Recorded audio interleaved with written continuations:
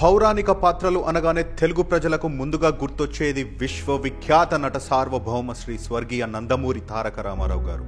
ఆ తర్వాత అంతటి స్థానాన్ని దక్కించుకున్న ఏకైక నటుడు నందమూరి బాలకృష్ణ.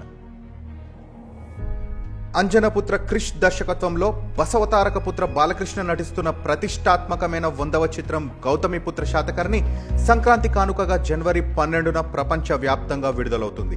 ఈ చిత్రాన్ని కమలపుత్ర రాజీవ్ రెడ్డి మరియు సీతారామపుత్ర సాయిబాబు నిర్మిస్తున్నారు. భారతీపుత్ర చిరంటన్ భట్ సంగీతం అందిస్తున్నాడు. ఇది బాలకృష్ణ నటిస్తున్న 100వ చిత్రం కావడం ఒక ఎత్తైతే, చరిత్రలో నిలిచిపోయే కథను ఎంచుకోవడం మరో ఎత్తు. క్రిష్ చెప్పిన కథకు మెచ్చి బాలయ్య బాబు నటించడానికి ఒప్పుకున్న నాటి నుంచే ఈ చిత్రంపై భారీ అంచనాలు నెలకొన్నాయి. ముఖ్యంగా నందమూరి అభిమానులు 1000 కళ్ళతో ఎప్పుడెప్పుడా అని ఎదురు చూస్తున్నారు. ఇక first look poster, motion poster, teaser, trailer లాంటివి చూశాక గౌతమిపుత్ర శాతకర్ణిపై అంచనాలు తారాస్థాయికి చేరుకున్నాయి. అతి తక్కువ సమయంలో ఎక్కువ మంది వీక్షించిన ట్రైలర్గా పాత రికార్డులను బద్దలు కొట్టి కొత్త రికార్డులను సృష్టించింది.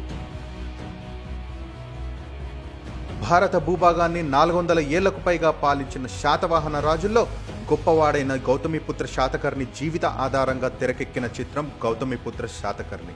భరతఖండంపై యుద్ధాలు జరగకూడదని, శాంతి ప్రజ్వలిల్లాలని సంకల్పించిన తెలుగు చక్రవర్తి లక్ష్యాన్ని చేరుకునే వైనాన్ని వెండితెరపై ఆవిష్కరించారు.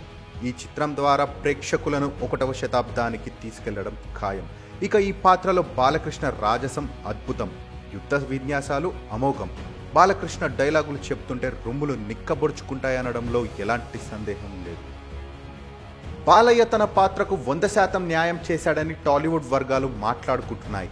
పౌరాణిక పాత్రలు చేయడంలో తనకు తానే సాటి అని బాలయ్య బాబు మరోసారి నిరూపించుకుంటాడని, ఈ చిత్రంతో సంచలనం సృష్టిస్తాడని నమ్మకంగా ఉన్నారు ప్రతి ఒక్కరు.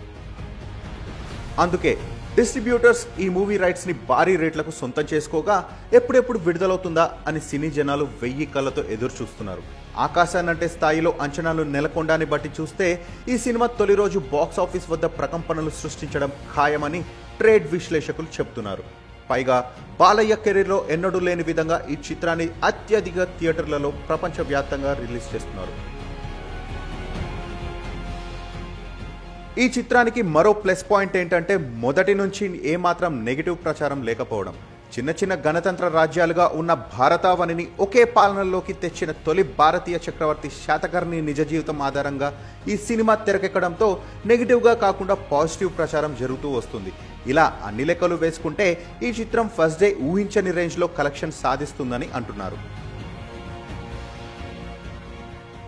ట్రేడ్ వర్గాల లెక్కల ప్రకారం ప్రపంచవ్యాప్తంగా శాతకర్ణి మూవీ తొలి రోజున 30 నుండి 33 కోట్ల షేర్, అది కూడా తెలుగు రాష్ట్రాల్లోనే 22 నుండి 25 కోట్ల మధ్య షేర్ రాబడుతుందని అంచనా వేస్తున్నారు.